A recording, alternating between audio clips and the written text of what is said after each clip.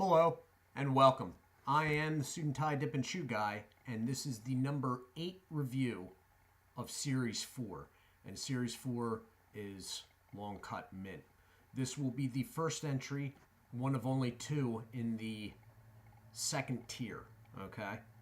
The second tier only has 2 entries, and this is the first of them. And as you saw, it will be of TimberWolf Long Cut Mint, okay?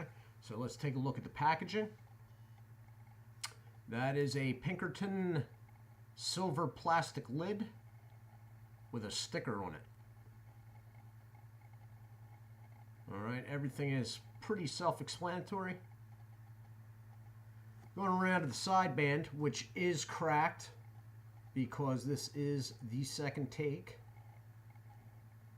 You have branding with, at the top up here, the website, which is TimberWolfSnuff.com. Warning label. More branding. Barcode. And manufacturer's information. Okay, this is a product of the Pinkerton Tobacco Company of Owensboro, Kentucky. All right. Pinkerton is a holding of Swedish Match. All right, this product is at least 65% domestic tobacco. All right, the back is just a generic Pinkerton can with yellow pinpoint code on it. All right, I actually had somebody send me a video on codes, but I wasn't taking notes during it because I was a little surprised by it, and I have not unlocked the secrets of Pinkerton codes yet. Sometime in the future, though. Anyway, as I said, I had opened this. The reason why there is a second take was because I went on a bit of a tangent in the first take on the lids. Yeah, I think the video was over 12 minutes, so I'll try to avoid doing that this time. But you do have a Pinkerton lid, which is absolute garbage. The moisture level in this stuff is pretty good, okay? It is cut very consistently, okay? I do have good things to say about that. Now, the cut of the TimberWolf I do not like. It's a bad cut. It's something that could be improved. It would improve the product, but it is a consistent cut, okay? So, showing this is the only good thing these lids are for. They do give you a pretty clear view of what the cut's like. It's longer and shorter strings, but they are evenly mixed. The can is probably going to show a little bit more to the dark side. It's a very moist, dark brown, okay? Now, I know what I'm going to, well, and that's partly because I just did a take of this, but I know I had a feeling even before that. In the first review, I called what this was going to go like. But I'm going to take a pinch. I'm going to take a small one. Okay? It's sort of falling apart already, and that's with a pretty good moisture level. That's a little bit too small. All right. Hold on.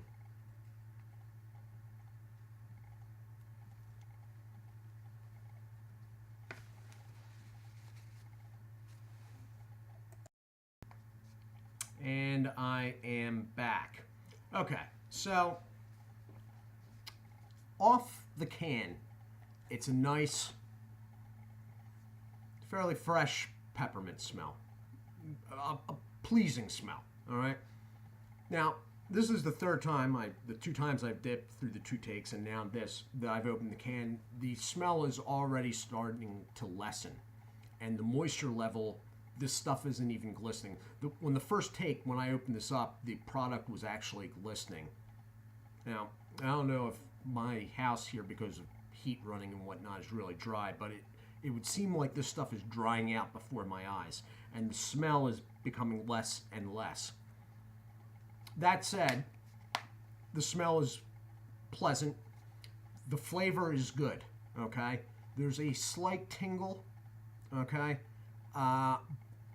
I'm guessing that's mostly mint. I'm thinking this isn't really got much of a nicotine punch. There's nicotine there, but there are definitely stronger products in the premium series that you would go for if you were really worried about nicotine content. So the nicotine's there, but it's not overly high. The cut of this stuff is not great, and especially when it starts losing moisture. When it starts drying out, it becomes messy, okay? It stays formed if you get it around. Now, when I moved it around, it left a trail and started breaking apart. Once I got it back together, it stays formed and it feels firm. It's not like some of the third tier stuff where it starts getting mushy and sneaking over the top of your molars if you have it in the side.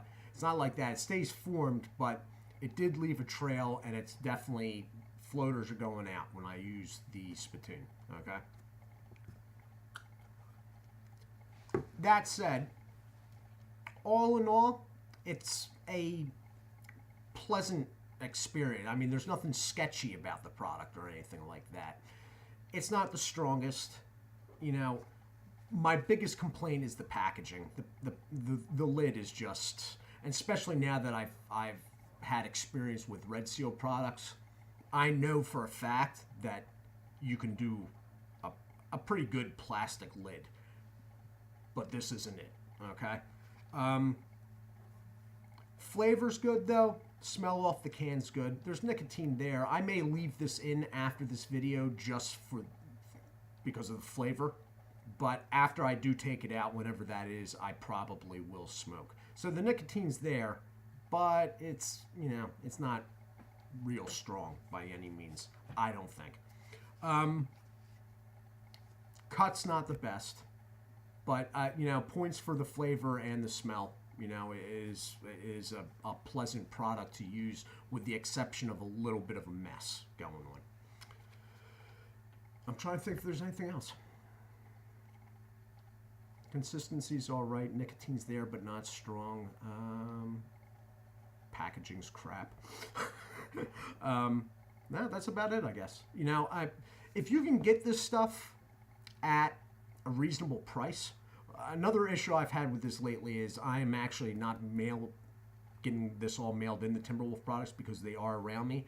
But in the Walmarts around me, they're pricing this higher than Grizzly products.